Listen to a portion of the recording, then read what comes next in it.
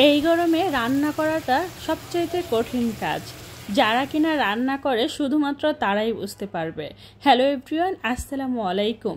এখন যে পরিমাণ গরম পড়ছে আর সারাদিন রোজা রাখার পর একদমই ইচ্ছে করে না যে কিছু একটা রান্না করি।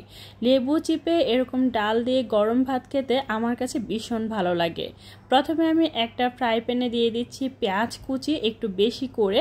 ফ্রিজে একটুখানি চিকেন ছিল তো সেটাই রান্না করব, তার জন্য বেশি করে পেঁয়াজ কুচি, টমেটো কিউব করে কাটা, সেই সাথে আদা রসুন পেস্ট পরিমাণ মতো, আর ছিল টক দই, সেটাও পরিমাণ মতো দিয়ে দিয়েছি। এবার দিয়ে দিচ্ছি স্বাদ মতো নুন, হলুদের গুঁড়ো, লাল মরিচ গুঁড়ো, ধনিয়া গুঁড়ো, গরম মশলা গুঁড়ো। প্রতিটা মশলা আমি আমার পরিমাণ মতো দেওয়ার চেষ্টা করছি। তো এখানে এগুলো সব কিছু দেওয়া হয়ে গেলে সরিষার তেলটা দিয়ে দিচ্ছি। তারপরে সব কিছু খুব ভালোভাবে হাতের সাহায্যে মাখিয়ে নিচ্ছি। এই গরমে না রান্নাঘরে আসাই যায় না, আর সব কিছু হাতের সাহায্যে মাখিয়ে সুন্দর করে চুলায় বসিয়ে দিয়ে রুমের মধ্যে যে ফ্যান ছেড়ে একটু রেস্ট নেওয়া যায়, তাই একটু হাতে মাখিয়ে নেওয়াটাই সবচাইতে বেশি প্রিপেয়ার করতেছি। যাই হোক, ওইটা আমি রেস্টে রেখে দিয়ে সরিষার তেল দিয়ে দিচ্ছি একটা ফ্রাই প্যানে। তারপরে দিয়ে দিচ্ছি পেঁয়াজ কুচি, কিছুটা কাঁচা মরিচের ফালি। এবার আমি এটা খুব ভালোভাবে ভেজে নিব। অনেকে করলা কিন্তু খেতে চায় না, তিতো লাগে। আবার অনেকে করলাটা পারফেক্টলি ভাজিও করতে পারে না। আমার আম্মুর কাছ থেকে আমি শিখেছি কিভাবে করলা ভাজি করতে হয়, তাও তিতা লাগে না। আবার অনেকের হাতে তিতা লাগে, অনেকের হাতে তিতা লাগে না। যাই হোক, আমি যেভাবে করলাটা ভাজি করি সেটাই আপনাদের সাথে শেয়ার করতেছি। করলাটা না কখনো ঢাকনা দিয়ে ঢাকবেন না, এতে করে তিতা লাগে। আর খুব বেশি একটা নাড়াচাড়া করবেন না, অল্প অল্প নাড়াচাড়া করবেন। তারপরে এরকম কড়াই আলগে উঠে সুন্দর করে উল্টায় দিবেন।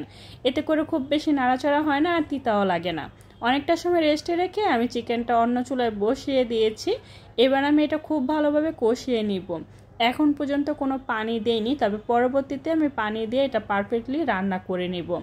আর এই তো করলা ভাজিটাও ফাইনালি সুন্দর করে হয়ে যাচ্ছে, দেখতেই পাচ্ছেন। তো আমার করলাটা এইরকম করে রাখার চেষ্টা করি, অনেক একদম মুচমুচে ভাজা ভাজা করে। আমার কাছে মনে হয় ওইটাতে কোনো প্রকার ভিটামিনই থাকে না। যাই হোক, এই যে চিকেনটাও রান্না করা হচ্ছে, আমি একটু একটু করে রান্নাঘরে আসতেছি আর একটু নেড়ে চেড়ে দিয়ে আবার রুমে চলে যাচ্ছি, কারণ এই গরমের মধ্যে রান্নাঘরে থাকাই যায় না। রান্না করার পর ইফতারির টাইমে আমি এই যে করলা ভাজি, তারপরে চিকেন আর লেবু নিয়েছি।